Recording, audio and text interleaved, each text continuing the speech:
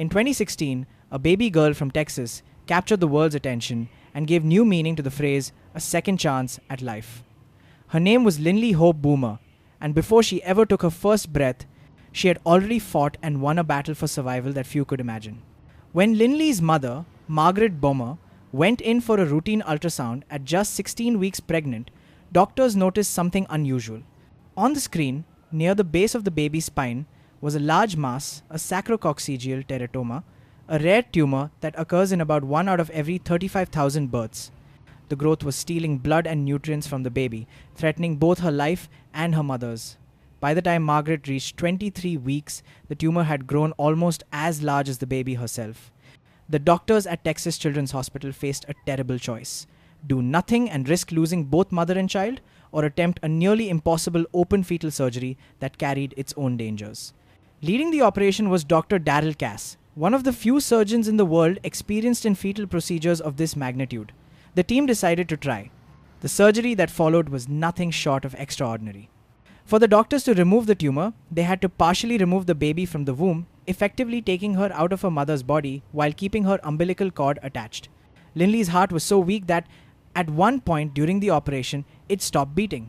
The surgical team worked quickly and managed to revive her before continuing.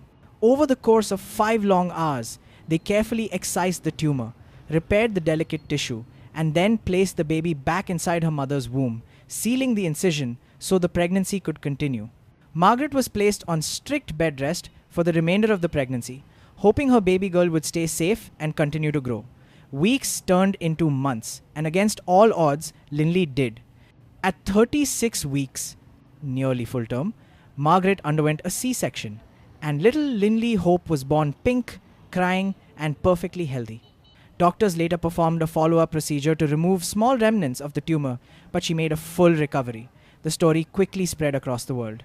Newspapers called her the baby born twice. To scientists, her case represented one of the most remarkable successes in the field of fetal surgery, proof of what modern medicine and human determination could achieve. To her parents, though, it was something much simpler, a miracle. Doctor, Cass later said, "It's very rare to see a baby that is taken out of the womb and returns successfully to continue pregnancy.